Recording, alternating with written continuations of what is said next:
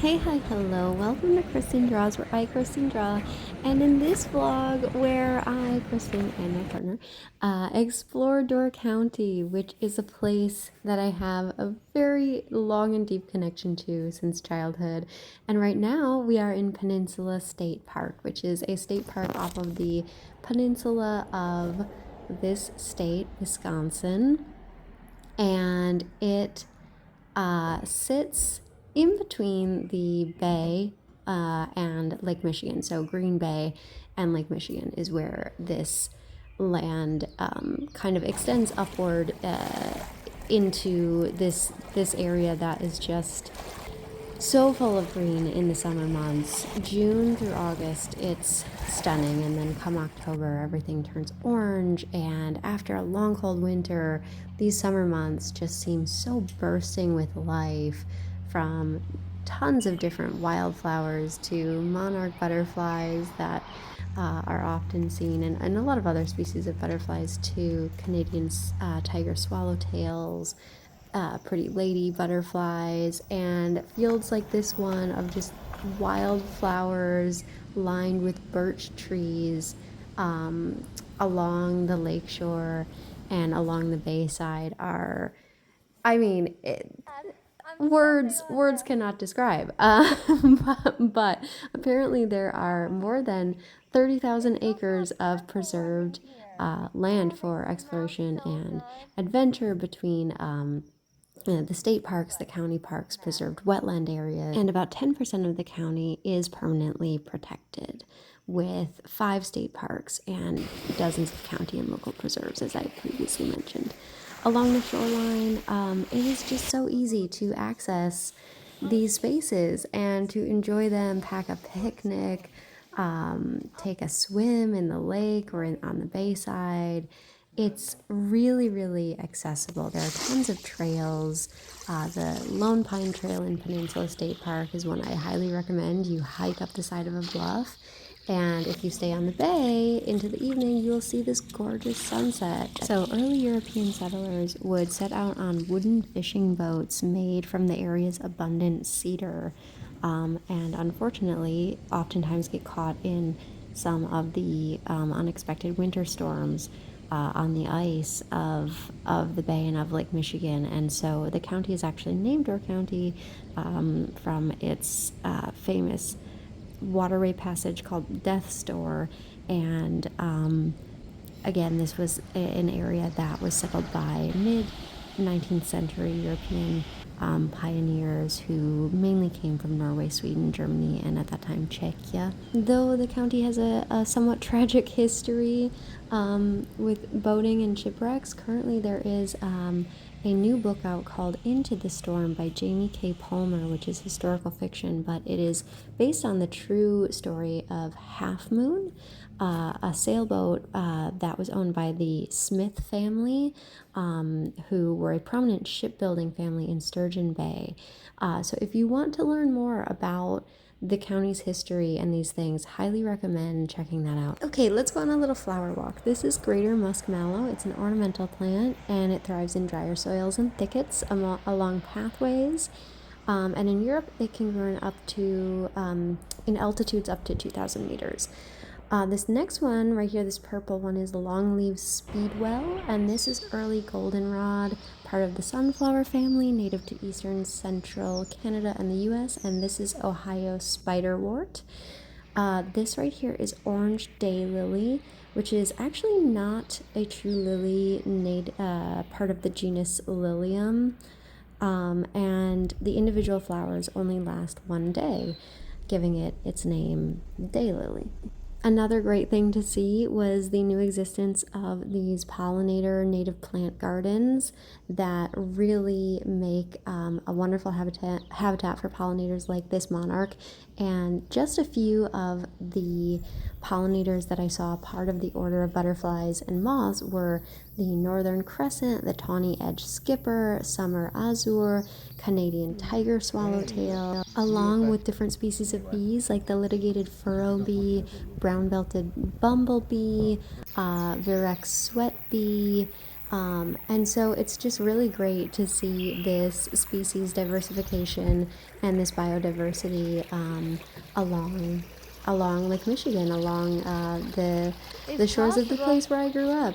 It's really comforting to see that. Okay, that's enough hearing me talk. I'm going to let you just listen to the sounds of eastern Wisconsin before we get into the art side of this vlog, which I do promise is coming.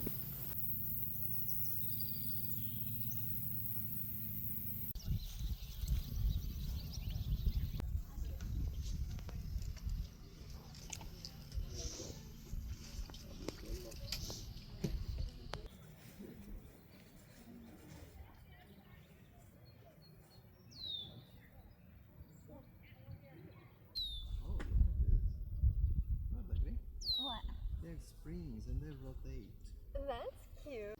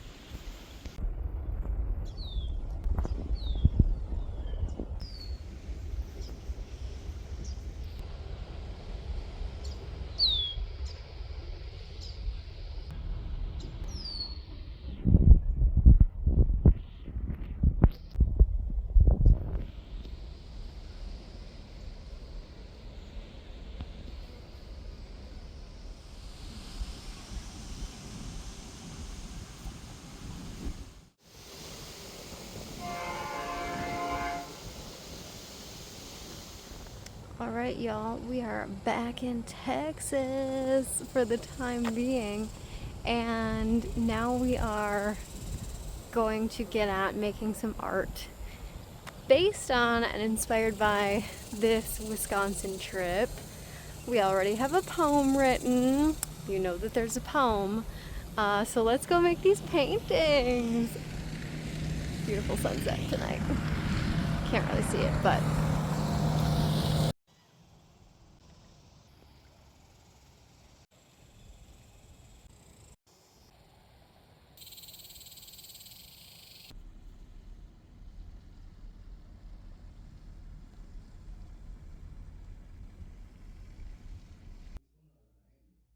So let's talk a little bit about this series of sketchbook paintings that are based on this Wisconsin trip.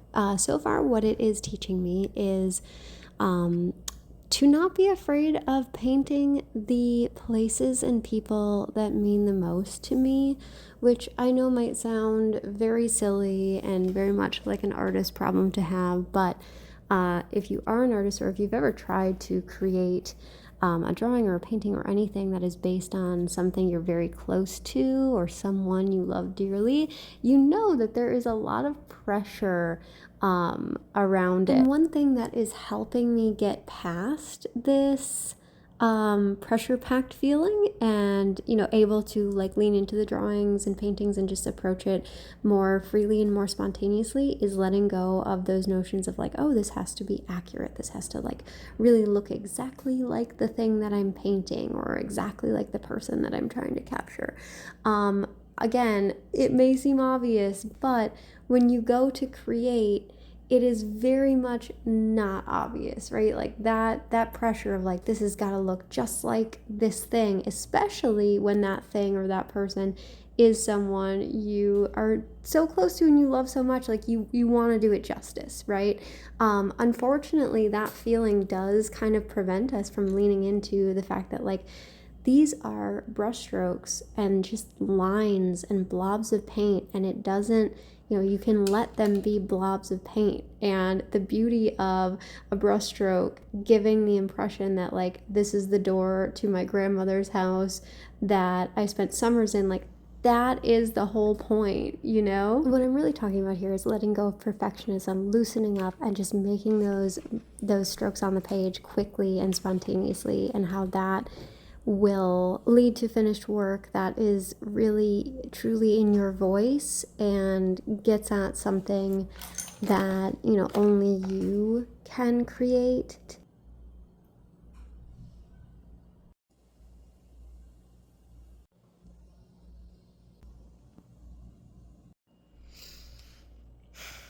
I won't lie. Once I get started sketching, and what I mean by sketching, I really mean like sketch painting, like doing a little dabble here, a little dabble here, a little dabble here, like, y'all, I cannot stop.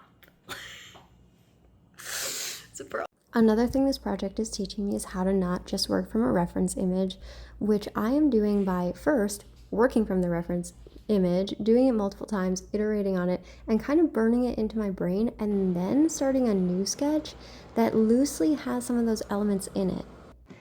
Okay, let's stop blabbing about everything under the sun and get to the poetry part of this video, aka the part of this video where we actually kind of like finish the project and we put it all together in one visual poem.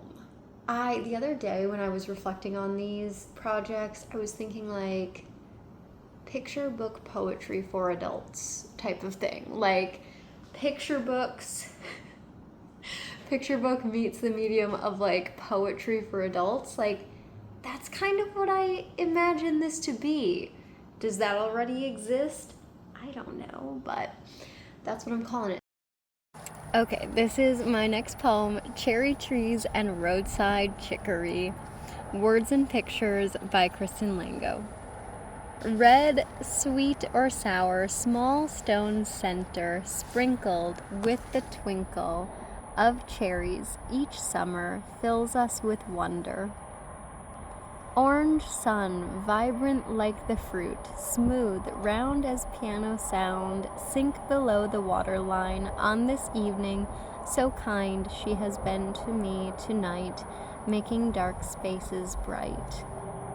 Soft moss, plush forest carpet, fingers flung through ferns, what I've learned. Belonging is that elusive thing for which I have yearned. Warblers flit from birch to cedar, red starts, oven birds, their song my leader. Atop that bluff, peace I reach here, a candle light who cannot be snuffed. Black willows and white pelicans, lesser burdock and great egrets, fields of lavender, when I'm here, I can still feel her. Smell of Norway spruce, my shoulders unwind, body and mind let loose, here where you so often were. Wonder if you thought these thoughts while peering through a window of birch. Paper white bark, line a pine-colored ridge where dazzling sparkles grow, giant pond aglow, Lake Michigan. Am I sitting in the ghost of you? Walking in and out of your shoes, my toes touch this land, the sands. Tell me you wanted to take a stand, wanted more. Grappling with the calm you found and an urge to flee, escape elsewhere where opportunities abound. shade under the basswood tree, comforting reprieve. But my head swells just as well, sweet relief from heat, accompanied by another latent, painful prick. Your spirit is what I want to stick with me, yet I see the tragedy. You could not escape. A haven and a cage. In this town, hard limits prevented you from being different. Dare not cave. Those instincts to be other, declare a want, longing for a life better, you'd have been remiss to not see all there is here along this sea. Compared to where you came from, oh, I can understand how and why you never made that demand. For a life larger, with room to explore beyond Lake Michigan shores. The end. The end. That's the end. Thanks for being here. Okay, that is it for this vlog. Real quick, the summary description of this poem is, so it's called Cherry Trees and Roadside Chicory. A poem to my grandmothers, their lives, dreams, and the peaceful sweetness that grows from the seeds they planted. Yeah, that about sums it up, and I hope you have enjoyed this. This is super long. I'm gonna end this. Bye.